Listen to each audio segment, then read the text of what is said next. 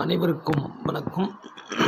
அருணகிரிநாதரை சந்திப்போம், கந்தர் அனுபூதியை பற்றி சிந்திப்போம் என்ற கருத்தாக்கத்தை தொடர்ந்து நாம் கந்தர் அனுபூதியை பற்றி சிந்தித்து வருகிறோம். இன்றைக்கு பார்க்கின்ற பாடல் 45வது பாடல். இந்த 45வது பாடல் மெய்ப்பொருள் உணர்ந்த கணமே இறைவனை அவர் எவ்வாறு துதித்தார், எவ்வாறு பாடினார் என்பதை இதில் பதிவு செய்திருக்கிறார். உண்மையான மெய்ப்பொருளை அறிய வேண்டியவர்கள் இந்த பாடலை நீங்கள் பாடி வருகின்ற பொழுது மெய்ப்பொருளை உண்மையாகவே நாடுவீர்கள் என்பதுதான் நம்முடைய முன்னோர்கள் அருணகிரிநாதருடைய வாழ்வில் நடந்த உண்மையும் கூட.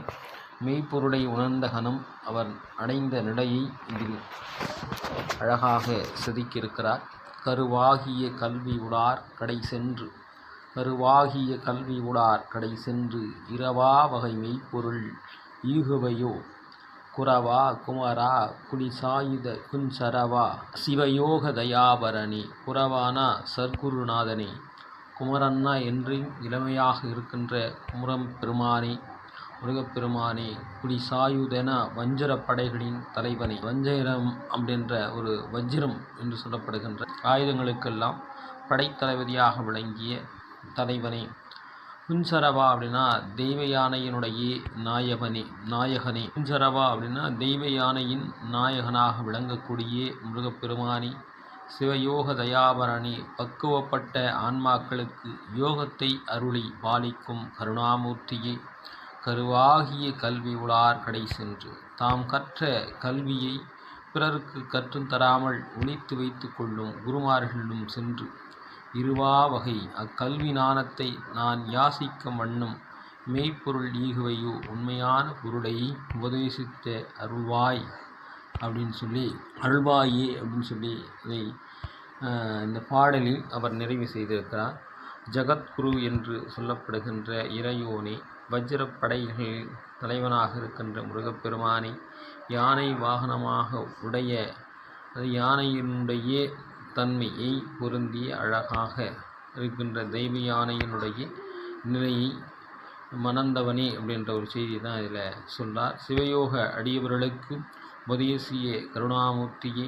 கல்வி முழுவதும் கற்றுவிட்டதை போல கள்ளம் பாசாங்கு செய்யும் போலி குருமாரிடம் சென்று எனக்கு மெய்ப்பொருளை உபதேசம் செய்ய வேண்டும் என்று இறைஞ்சாமல் நீயே மெய்ப்பொருளாக நின்று எனக்கு உன்னையே நல்குவாய் முருகப்பெருமானே. அதாவது முருகப்பெருமானே குருவாக இருந்து என்னை வழிநடத்த வேண்டும். யாரெல்லாம் கந்தர் அனுபூதியை தொடர்ந்து படிக்கிறீர்களோ அவர்கள் படிக்கின்ற பொழுது ஏதாவது ஒரு பாடலை நீங்கள் தொடர்ந்து படிக்கின்ற பொழுது முருகப்பெருமானே உங்களுடைய வாழ்வில் கண்டிப்பாக குருவாக இருந்து வாழ்வியலை வழிநடத்துவார் என்பதுதான் அவருடைய வாழ்நாளில் அது நடந்தது. அதேமாதிரி கந்தர் அனுபூதியை தொடர்ந்து நம்பிக்கையோடு முருகப்பெருமானுடன் ஆன்மாவை செலுத்தி முழு மனதோடு மண்ணீர் மல்க மனதார துதித்து படிக்கின்றவர்கள் கண்டிப்பாக முருகப்பெருமான் தன்னுடைய மனதிலே அவர்களை நல்வழிப்படுத்துவார். தீய வழியில் போகாமல் நற்பணியை செய்கின்ற பாக்கியத்தை உங்களுக்கு அருள்வார். எனவே கந்தர் அனுபூதியில் எந்த பாடலை நீங்கள் ஒன்றை தேர்ந்தெடுத்து கொண்டு தொடர்ந்து படித்தாலே போதும். அதுதான் இந்த பாடலையும் சொல்கிறார். குறிப்பாக இந்த பாடலை நீங்கள் படித்து வருகின்ற போது முருகப்பெருமான் குருவாக உங்களை வழிநடத்துவார் என்பது அருணகிரிநாதருடைய வாக்கு, நம் முன்னோர்களுடைய வாக்கும் கூட. எனவே முருகப்பெருமானுடைய அருளை பற்றி நாளை மீண்டும் சந்திப்போம், நல்லவற்றை சிந்திப்போம். நன்றி, வணக்கம். மறக்காமல் சப்ஸ்கிரைப் பண்ணிட்டு பாருங்கள், லைக் பண்ணுங்கள், ஷேர் பண்ணுங்கள், மறக்காமல் கமெண்ட் பண்ணுங்கள். நன்றி, வணக்கம்.